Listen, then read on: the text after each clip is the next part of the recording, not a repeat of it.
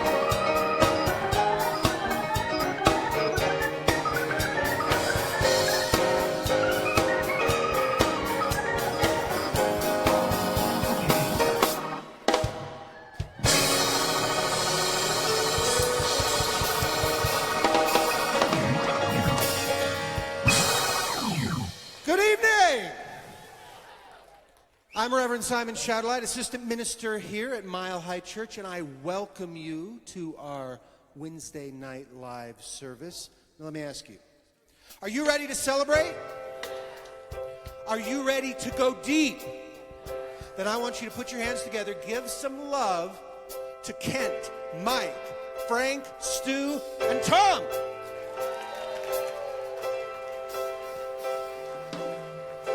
Got a package full of wishes, a time machine, a magic wand, a globe made out of gold. No instructions or commandments,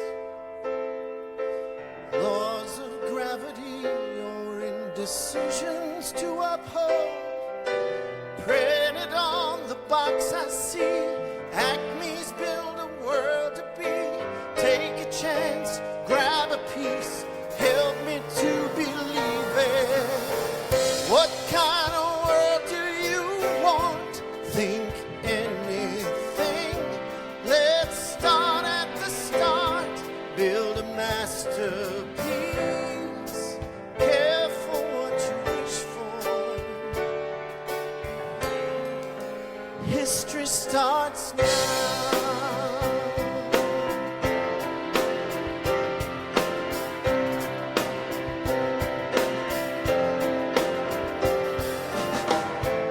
Should there be people or peoples? Money, funny pedestals for fools who never pay. Build your armies, raise your steeples. But don't be shy, the satellites will look the other way. Lose the earthquakes, keep the faults, fill the oceans without the salt. Let every man own his own hand. Can you dig it, baby? What kind of world do you want? Think anything. Let's start at the start, build a masterpiece. Careful what you wish for. History starts now. Sunlight's on the bridge, sunlight's on the way. Tomorrow's calling, it's more to this than love. What kind of world do you want? What kind of world do you want? What kind of world do you want? Think anything. Let's start at the start, build a masterpiece. Yes, 'cause history starts now.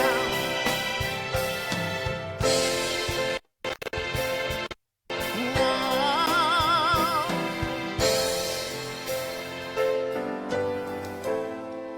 Be careful what you wish for.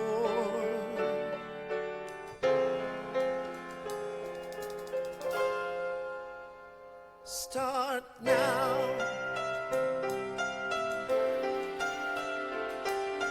Now.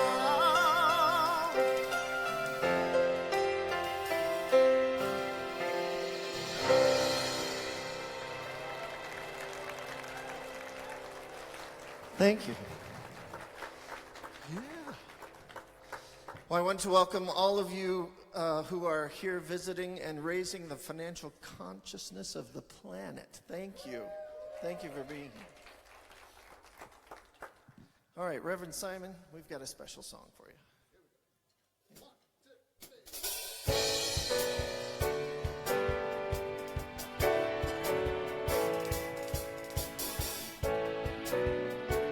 You can sing along if you want to. The heart is a bloom, shoots up through the stony ground, but there's no room, no space to rent in this town. You're out of luck, and the reason that you had to care, the traffic is stuck. but you're not moving anywhere.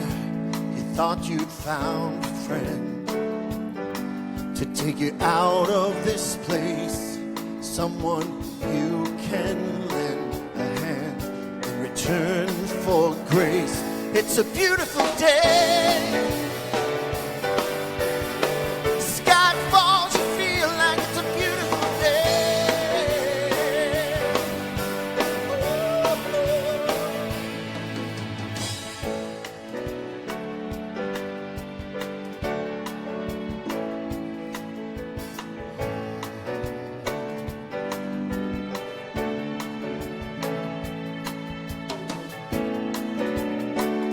You made me forget the lyrics.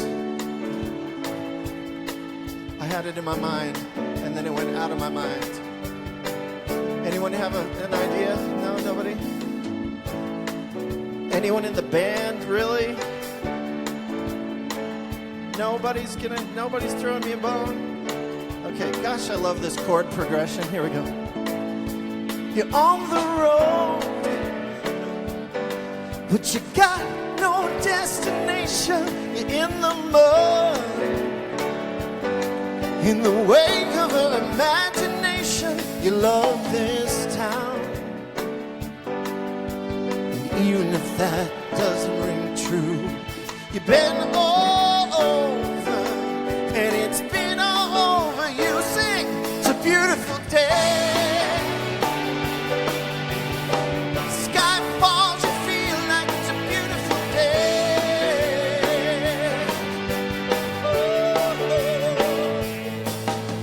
Touch me, take me to that other place. Teach me, oh, no, I'm not a hopeless case.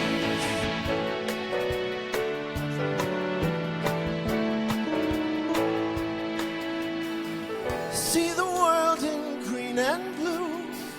See China right in front of you. See the canyons broken by clouds. See the tuna fleets clearing the sea out. See the Bedouin fires at night. See the oil fields at first light. And see the bird with the leaf in her mouth. After the flood, all the colors came out.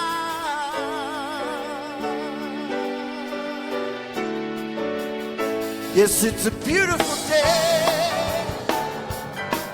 Don't let it get away. It's a beautiful day.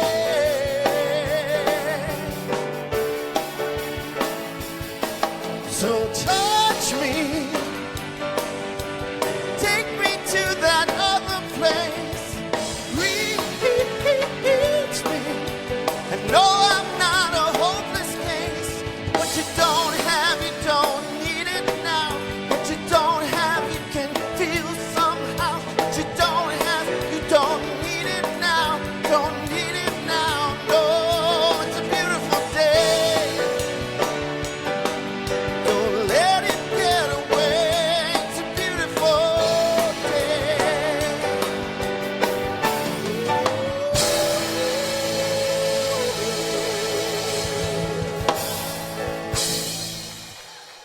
Thank you. It's a lot of lyrics, people. That's a lot of lyrics. Let's give it up for the Mile High Band.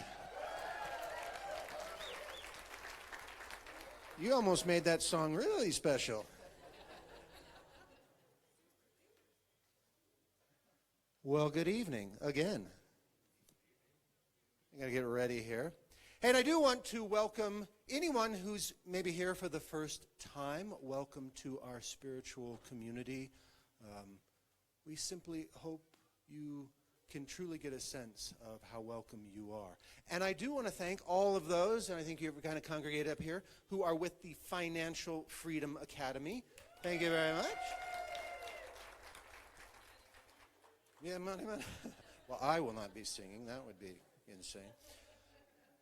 So tonight begins the first talk in a 3-part series that I'll be doing this month. And it's based on the book called After the Ecstasy, the Laundry. How the Heart Grows Wise on the Spiritual Path. And it is by a gentleman by the name of Jack Kornfield. And Jack is a Buddhist monk, was trained as a Buddhist monk in Burma and Thailand and India. And I think since 1974, he's been traveling about and teaching meditation. And he is one of, if not the premier individuals to bring Buddhist mindfulness practice to the West. His books, he's written a number of books, have been translated into 20 different languages, sold over 1 million copies. He's wonderful. And his books, I mean, he's got some books that are specifically about Buddhism, but so often they're about spiritual topics, but they're just from that heart and that perspective and that awareness that he has. So let's talk a little bit about this book. This is the one that we're going to be working on this month. And what I love about this book in particular is it's talking about the path of enlightenment. This is another one of those books where it's not about Buddhism. You're not gonna hear about the Buddha, how the origins of the Buddha. You're not going to hear about the Four Noble Truths, the Eightfold Path. Nope, none of that. He talks about the path of enlightenment, the path of awakening. And what I really have enjoyed is that he includes stories from spiritual masters and senior students from a number of not only lineages, not within Buddhism, but different schools of Buddhism, but Sufi, Islam, Christian contemplatives. I believe there's some from indigenous, folks who have studied indigenous. God, what's the word? Thank you. Yes, but it's very diverse. It's very eclectic. So in that vein of sharing stories, I want to give you a sense of what this book is about and what this series is about by sharing a story with you, if I may. So I have to go back a little bit in time because I have to give you a context. When I was, 10, 11, 12, I wanted to be a spiritual teacher. I wanted to be a mystic. I wanted, more than anything, I wanted a direct experience of God. I had that calling. I'll call it a calling. But I didn't really know what to do. As I grew up and wanted to pursue that, it's not like you go to, UC Denver, at least not at that time, and get a degree in mysticism or something. So I didn't see a path that was open to me. Plus, I had all the little naysayer voices, all the little, you want to do what? Well, you can't do that. Spiritual teacher, who would you teach? Who would listen to you? What do you have to say? I mean, you've heard those voices, haven't you? You get a dream, you get something, and they just kind of like, no. Am I right? Okay, I'm not alone, thank God. So I didn't listen. I didn't listen to my calling. I turned my back on it. I convinced myself that, you know what? There's no way. I don't know how, right? I don't know how, famous last words. And so I convinced myself that really wasn't my calling, that was not a valid dream. I should be practical, right? So I went to college, and I got a degree, and I started my career, and I met a beautiful woman who is right here. And I was smart enough, thank God, smart enough to actually marry her, and she was kind enough to put up with me. Started a family, just started following, in essence, the path of my parents. But there was something missing. That call didn't go away. Some of you, I know some of you especially, you know that. We've tried to say no to God. We've tried to say, no, God, you're wrong. God, if you haven't figured this out, let me give you a clue. Let me give you a shortcut. God is far more patient than you are resistant. Enough said. If you haven't experienced that yet, just keep on going with whatever illusions you've got. So anyway, the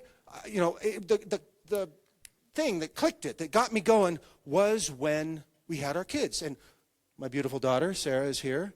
Don't worry, we won't put the spotlight on you, I don't think. Larry won't do that. Zach's a teenager. I don't know where he is. Who knows?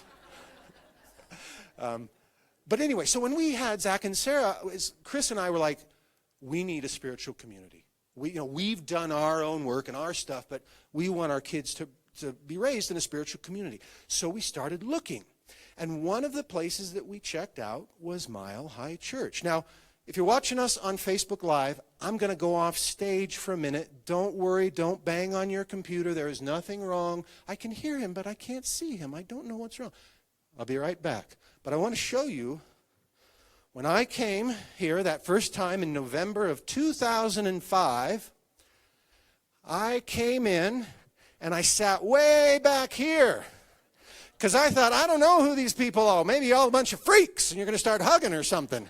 So I sat back here to play it safe. Because, see, I could go out the door quickly if things got too weird. And I watched. And as I watched the service, I heard a voice. And the voice said, you could do that.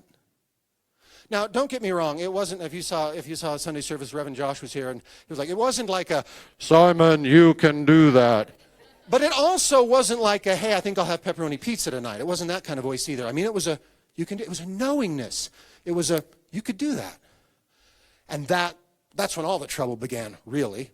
So I started taking classes, right? I took all the classes. If you've been involved with one of our centers, you know you do all the classes. Hey, I took all the classes. Well, let's do practitioner thing. So I jumped into practitioner training, started doing that. And it was like, well, hey, let's do ministerial school. Oh, my God. And by that time, with all the work we do, I remember Dr. Roger was up here once, and he was like, we didn't do this deep meditation. And that's when I finally owned up or came around, right? We come around and was like, I am a minister of religious science. So I owned it. I owned it in those classes. I finally could come back around and own that calling.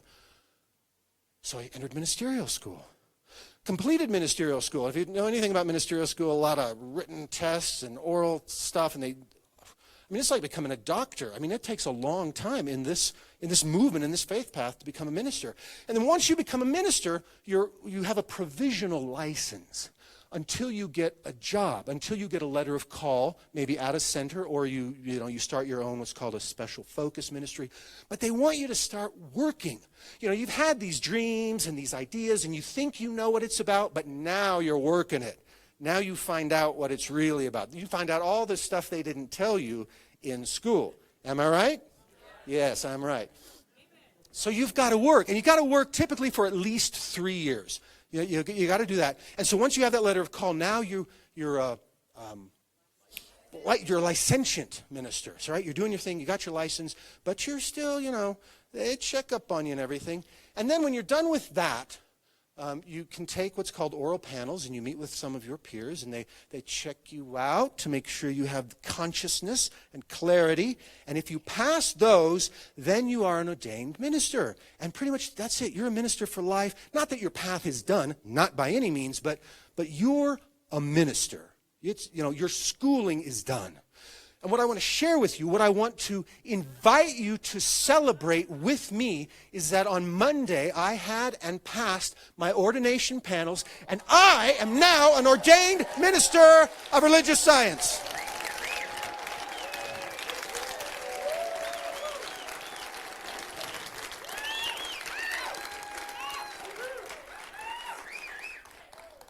I share that with you not simply because I want to hear people applaud for me. Trust me. No, really. I share that because we should celebrate our manifestations, our demonstrations, our joys, right? We should, because when you see my enthusiasm, when you stand up and you step into that energy with me. And so as you step in the celebration of my energy, my success, if you will, or accomplishment or demonstration or manifestation or whatever words you want to use, you invite that into your own experience. Whatever your goals and dreams and manifestations are, you invite that. You step into that energy. That's why it's important. The story doesn't stop there. That was Monday. I had my panels on Monday. On Sunday, I was flying back from California. Had a wonderful couple of days out there for a retreat. I'm one of the Practitioner 1 instructors for CSL, Centers for Spiritual Living online program. And so in June, they're finished. So we go out there, all the Prac 1 students, all the Prac 2 students. Prac 2 students have their graduation. We have this wonderful retreat. I met the beautiful and wonderful Reverend Abigail. It was wonderful. Good time, just a good time to connect. It was wonderful. Flew back in on Sunday driving home. I think I mowed the lawn and unpacked and stuff, very ordinary stuff. My wife and I went for a hike. And my 88-year-old mother, who lives in Lakewood, for those of you not near, it's close by, was lying on the floor of her kitchen.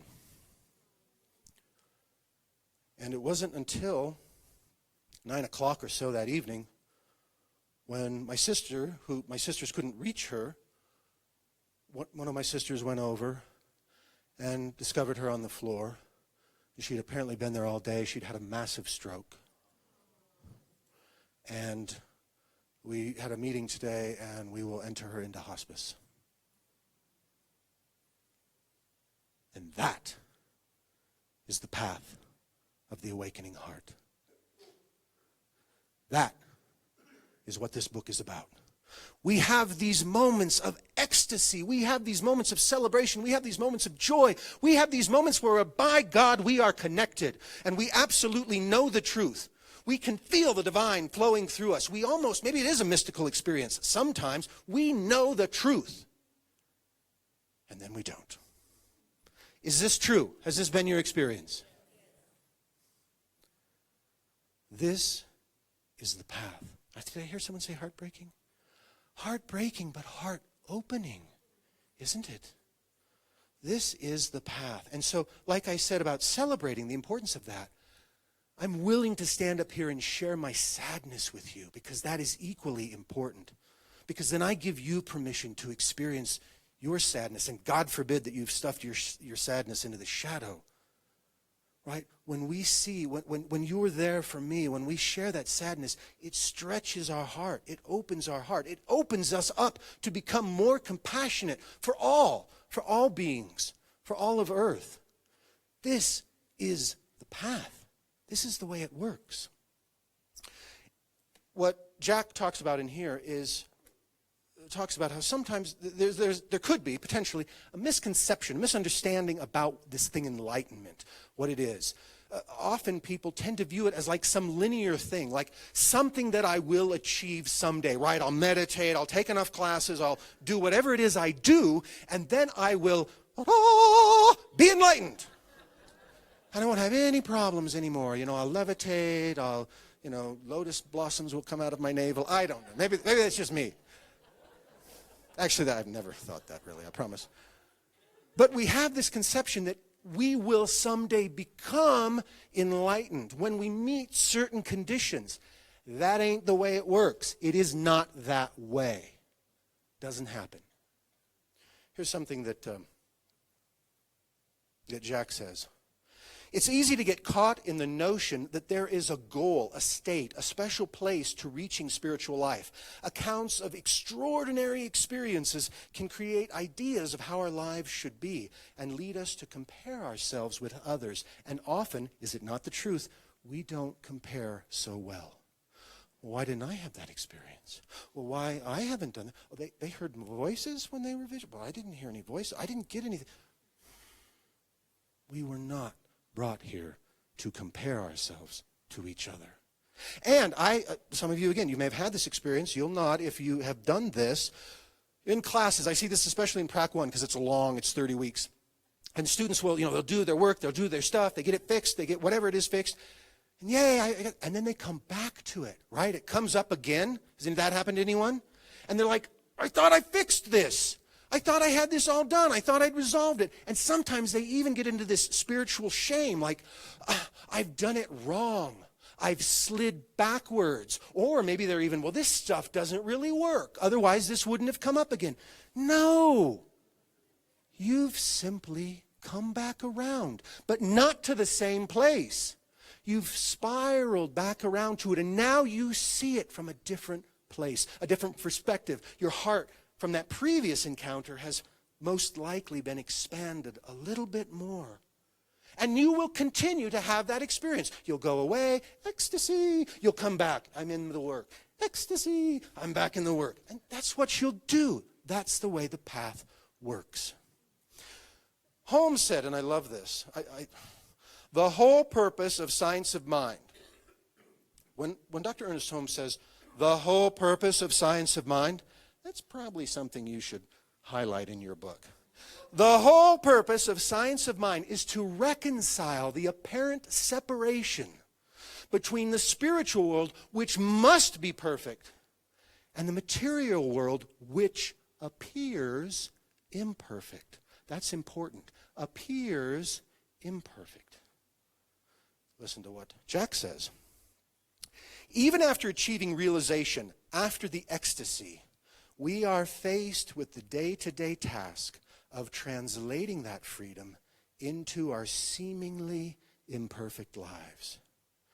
Our task on the path of the awakening heart, our task every day is to translate that freedom, translate that highest vision that we have attained, translate our deepest understanding into the seeming imperfection of our daily lives. That is the work that we are here to do, period. I thought of an analogy that kind of works. It's like, haven't you ever seen that, the hand-tossed pizza? I mean, there's probably not that many places that do it anymore, but, see now, Larry, now I know why I didn't want a handheld mic, because I needed to do the pizza thing. Okay, little tech thing. So anyway, you're doing the pizza thing, right? The hand-tossed pizza, and, stretch, pull, throw it up in the air, stretch, pull.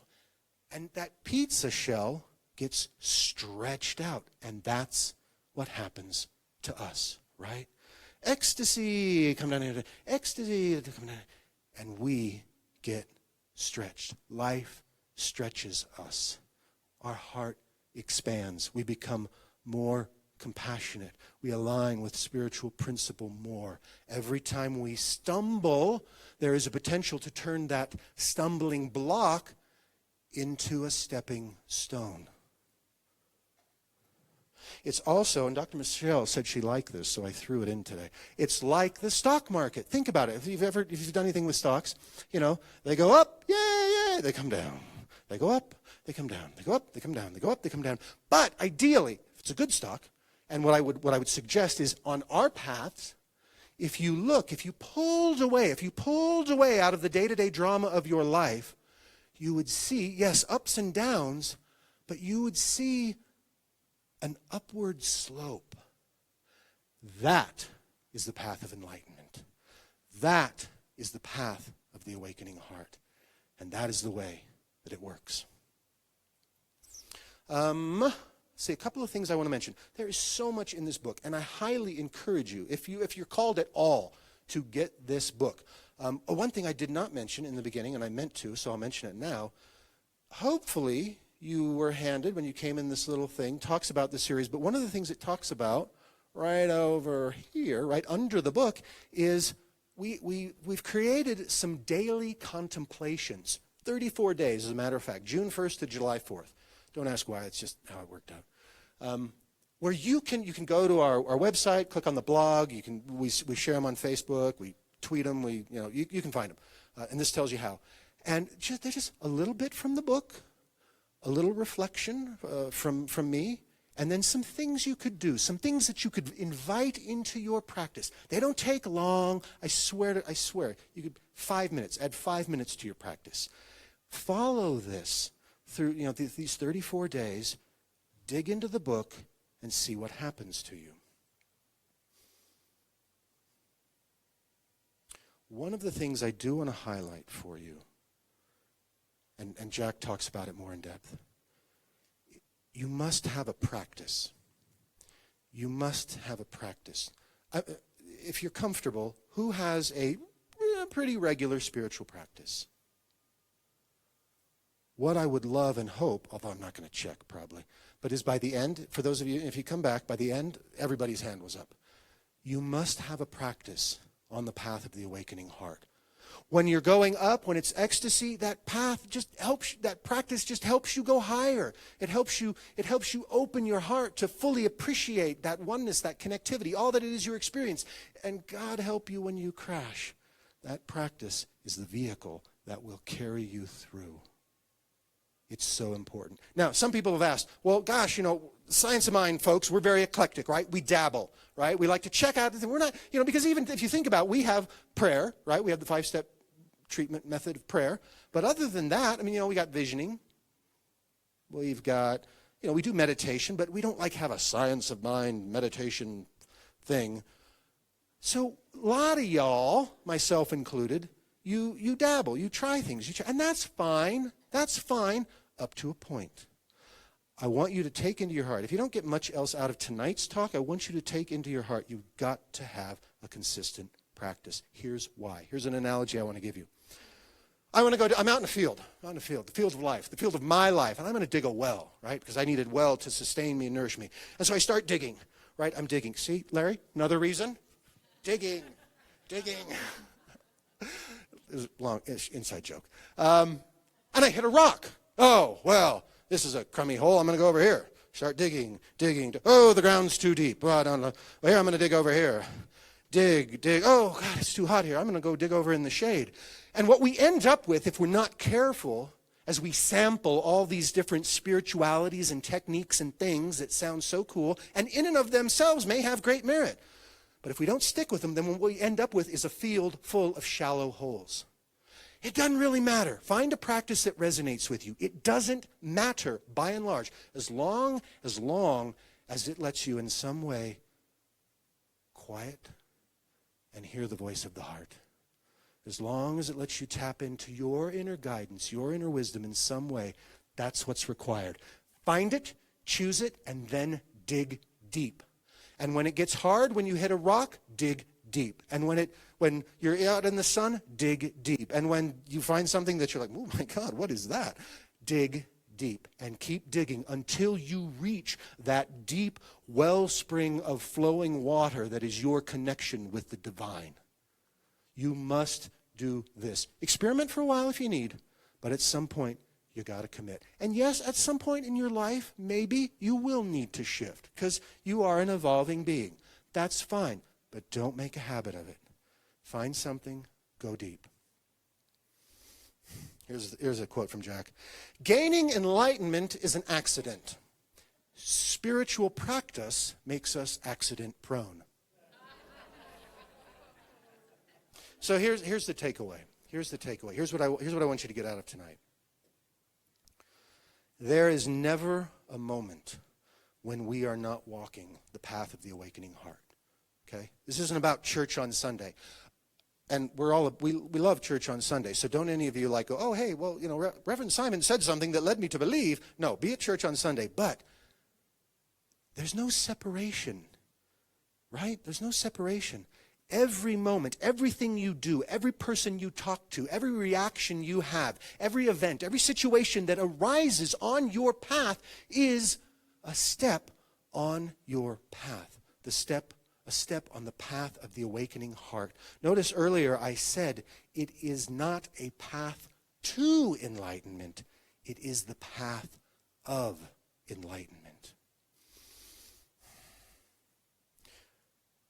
I want to let that sink in for a moment, because sometimes this is what I hear. Yes, the divine has manifested in a beautiful plethora of diversity, and that's wonderful, and that's important, and that's great. But sometimes we let that get a little divisive for us, right? We compartmentalize ourselves. Like, well, this is my group, my tribe. And that tribe over there, they're too different than me. I don't really have anything common with it. I don't speak their language. We don't, and we start to get this compartmentalized thing. And I wonder sometimes we can slip away from unity. We can slip away from oneness. We can slip away from wholeness. And I honor the diversity, and we are called to do that. But it's a balance.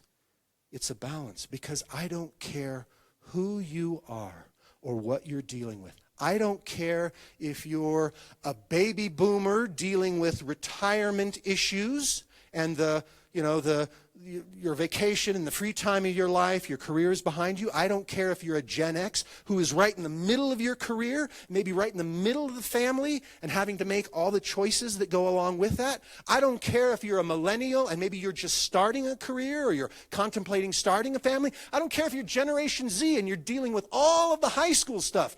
God help you if you're Generation Z, because you are dealing with a lot of stuff. But it doesn't matter. Not really, because all of that, everything, every step, every issue, every trial, every obstacle, every moment of suffering and doubt and confusion, and every moment of bliss and joy and, oh my God, this is the best day of my life, is all a step on the path of the awakening heart. And if you ever doubt that, then no matter what you're facing in any given moment, ask yourself this. In response to this situation, the conditions I find myself in, and how I'm responding to it, what's coming up for me, is it opening my heart or is it closing my heart? And Jack talks a little bit about developing that awareness. Do I feel a sense of, even if it's a challenge, even if it's a difficulty, that doesn't rule that out. Is it, yeah, okay, I got this. I can do this. I can be with this. Or is it, That's your guidepost right there. Every step, every moment, every opportunity is an opportunity for you to open your heart a little bit more, a little bit more, a little bit more, a little bit more. Now we have a saying, I'm sure you've heard it, if you've been around any length of time, in New Thought, religious science, churches like these, it says, life is good all the time. Yes? Have you heard it? Life is good all the time. Here's the deal. You know that you are on the path of the awakening heart. You know that you are starting to consciously reap spiritual dividends when you can say that life is good all the time and mean it. When you can say that even when you're doing the laundry or the dishes or mowing the lawn. When you can say that even when your financial life or your health or your relationship appears to be in shambles. And you are really getting a sense of what this is all about and your place in it. When you can sit next to a hospital bed and hold the hand of a dying loved one and affirm that life is good all the time. And so it is.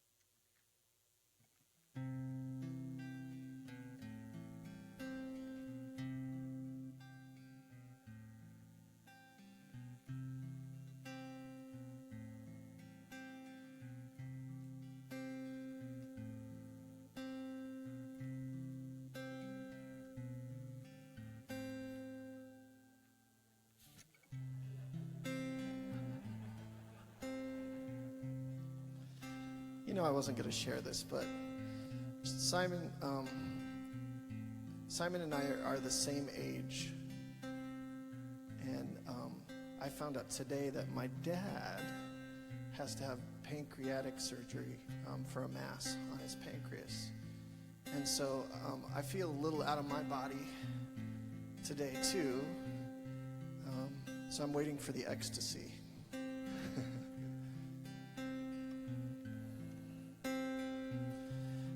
Heard there was a secret chord that David played and it pleased the Lord, but you don't really care for music, do you? It goes like this, the fourth, the fifth, the minor fall and the major lift, the baffled king composing hallelujah. Hallelujah, hallelujah, hallelujah, hallelujah.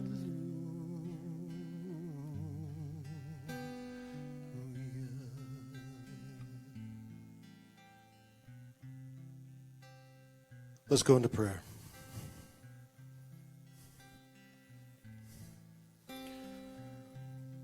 Divine Beloved, Thou art the center and circumference of all that I am,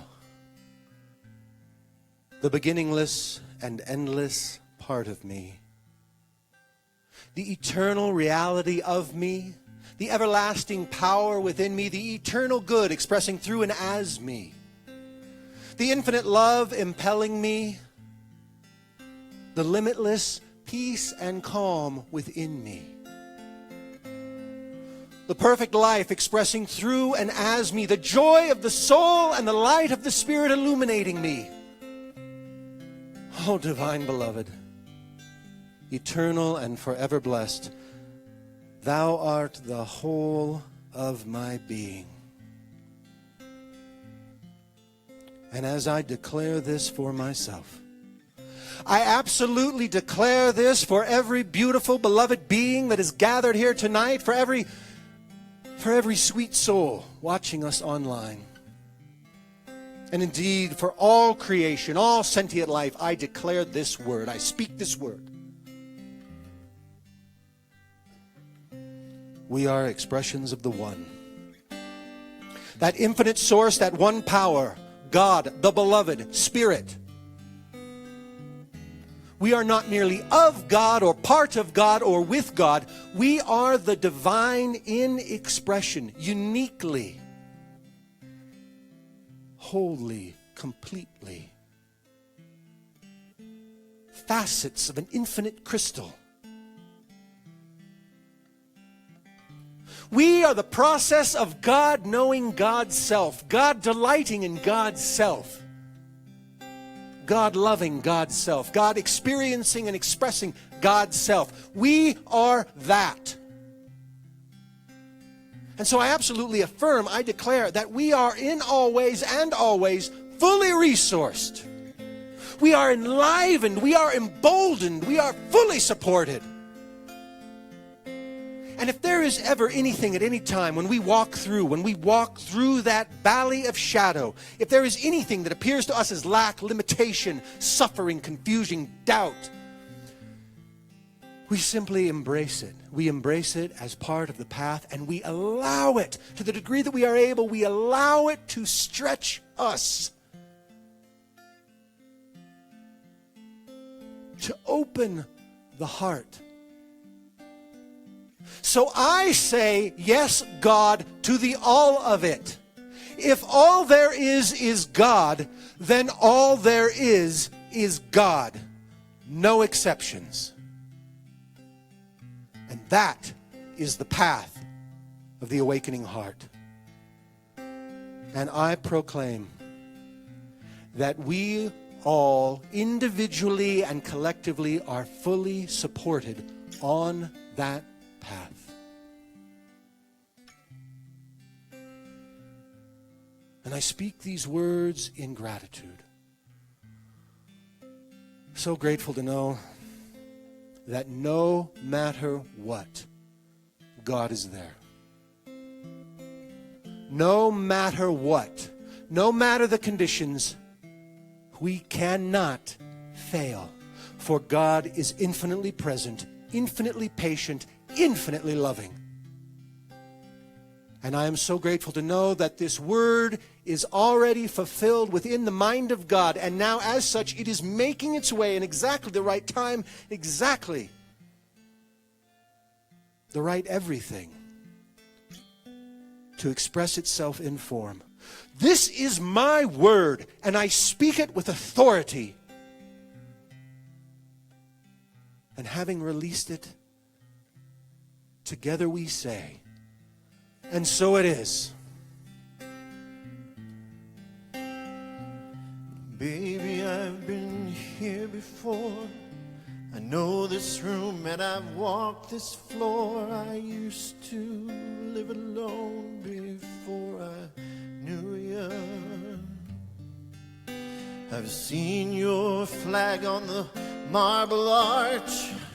And love is not a victory march. It's a cold and it's a broken hallelujah. Hallelujah. Hallelujah. Hallelujah. Hallelujah.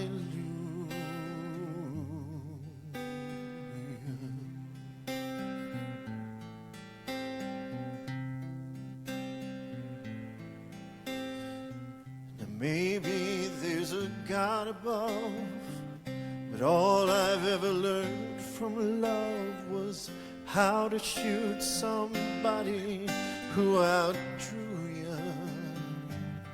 And it's not a cry that you hear at night. It's not somebody who's seen the light. It's a cold and it's a broken hallelujah. Hallelujah. Hallelujah. Hallelujah. Hallelujah. Hallelujah. Hallelujah. Hallelujah. Hallelujah.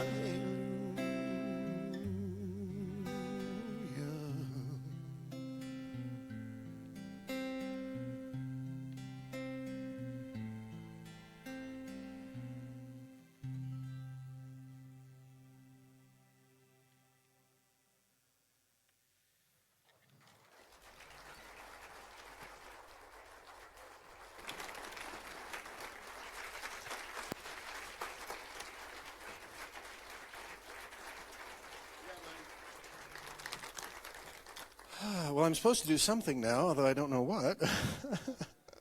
No. Yeah, probably. I would love to invite our ushers to come forward. This is a time for gifts, tithes, offerings. And what I want to say is, if you have been touched, if you are part of this community and want to support this community, if it resonates what we do here, then I am so grateful for the gifts that you offer. So if it calls to you, hold that gift, that tithe over your heart. Divine love as me blesses and multiplies all that I am, all that I have, and all that I circulate. And so it is.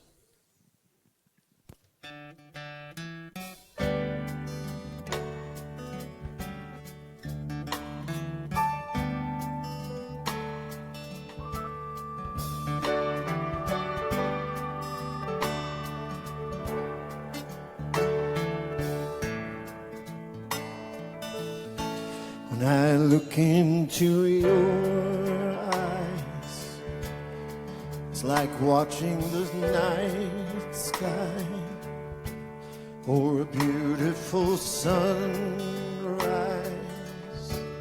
There's so much they hold, and just like them old stars, I see how you've come so far to be right where you are. How old is your soul? And I won't give up on us, even if the skies get rough. Giving you all my love, I'm still looking up. And when you're needing your space to do some navigating, I'll be here patiently waiting to see what you find. 'Cause even the stars, they burn, some even fall to the earth. We've got a lot to learn, and God knows we're worth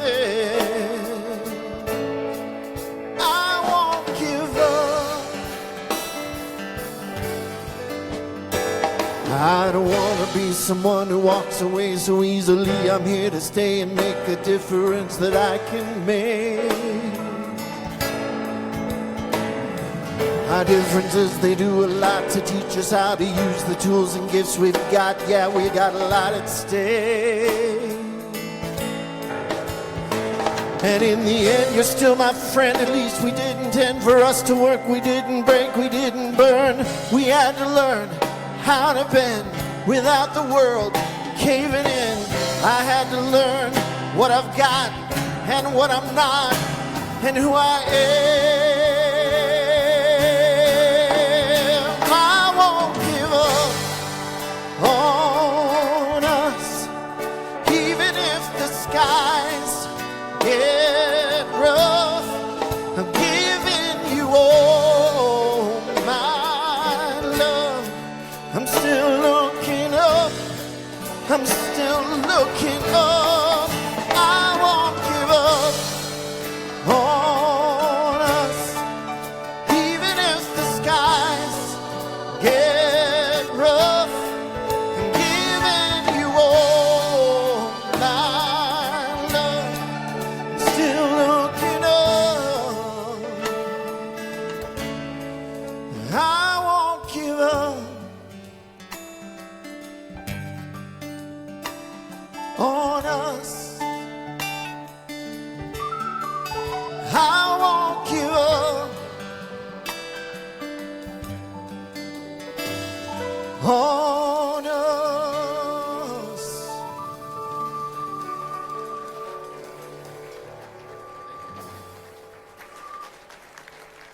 Thank you, Tom. Thank you, guys. You are amazing. You are amazing. I'm very fortunate. So I do have a few announcements. I want to make sure you're aware of some things. After tonight's service, I will be over in the sanctuary lobby, the lobby of our main sanctuary, to support our bookstore. If you would like, our bookstore is open. If you would like to pick up a copy of this, you can do that. I really highly recommend it. I've worked in depth with this book over the last 30 days, and it's a good one. I'm not just saying that. If you don't know, if you're new, you don't know, where's your sanctuary? So you go out these doors. You kind of curve around this way until you see the big dome, and then you'll see us. You'll see where the lobby is and all that stuff. It's really close. Also, again, remember the 34 days of contemplations. We're on day 7 right now, but that doesn't matter. Click in, join along. Next week's service will be over in the sanctuary, and it's our big gratitude event. It's not part of this. All are welcome. It's our way of saying thank you. Thank you so much for everything you do for this community. We're going to have Eddie Watkins Jr., bass player. We're going to have a fabulous group called the Motones. And I've heard a little secret that it might be an opportunity to see your ministers humiliated and embarrassed. So that's always a good thing. And then finally, one last little plug, because I get to. In August, I'm going to be doing a workshop here on Tuesday nights called Embracing the Shadow. So it's an opportunity to kind of work with some of that wholeness that we don't always see. So let's do a quick benediction. Say along with me. Something wonderful is happening through me right now. Something wonderful is happening to me right now. It is this thing called life. Life is in my mind. Life is in my body. Life is all that I am. I claim it. I am it. Thank you, life. And so it is. I release and I let go. I let the Spirit run my life. And my heart is open wide. Yes, I'm only here for God. No more struggle, no more strife. With my faith, I see the light. I am free in the Spirit. Yes, I'm only here for God. 'Cause I release and I let go. I let the Spirit run my life. And my heart